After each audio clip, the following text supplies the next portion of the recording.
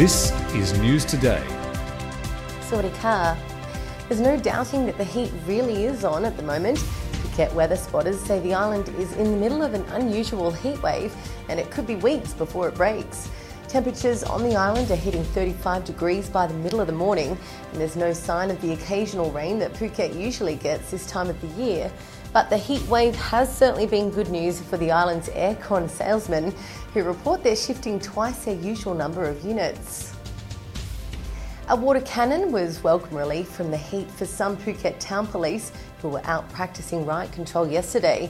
Officers playing the part of the mob got to taunt their riot control colleagues with plastic bottles and firecrackers, and then riot police got to hit back with their water cannon.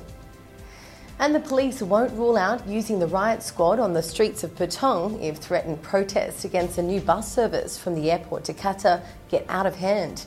Some Patong tuk-tuk and taxi drivers are threatening to halt the bus service by any means possible, claiming it threatens their livelihoods. Phuket's police commander says people have a right to protest, but if protesters hurt people or damage property, then the riot squad could be sent onto the streets of Patong. More and more visitors to Phuket are here for a controversial medical treatment, choosing if their next baby will be a boy or a girl. A clinic at Phuket International Hospital is one of the few places where so-called family balancing service is available. Baby sex selection is banned in Australia, but over 100 Australian couples travelled to Thailand for the procedure last year.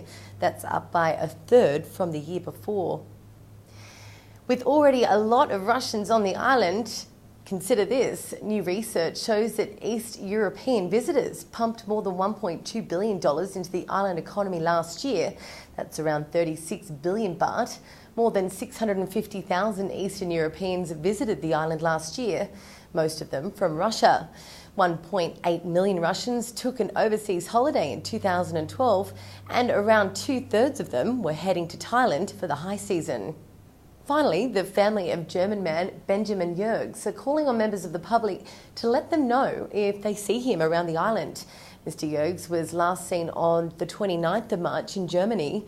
Soon after that, he took a flight to Thailand without telling his family. He's believed to be attending a half-moon party on Koh Phangan on April 3. That's all the latest news from around the island. We'll have more news today tomorrow. Now here's Sash with some events around the island this week. A lot of events coming up this week. Here are just a few. IBAP have a great speaker, David Armstrong, and he's one of the most respected journalists in the world. And he's speaking about the challenges with the world changing from traditional media to digital media. Should be good. Go to the IBAP website for more details, ibap-phuket.org, and that's this Friday night at the Royal Phuket Marina.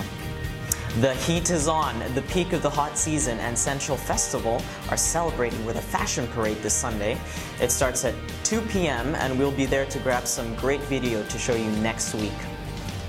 Songkran's coming up, and Bliss Beach Club will be a spectacular place to visit for their Songkran Bonanza on April 13th. Plenty of activities for the whole family and a special no water area for those that want to keep dry. More events coming up on Thursday's News Today. For the latest news and events, go to thephuketnews.com. Thanks for joining us. ขอบคุณครับ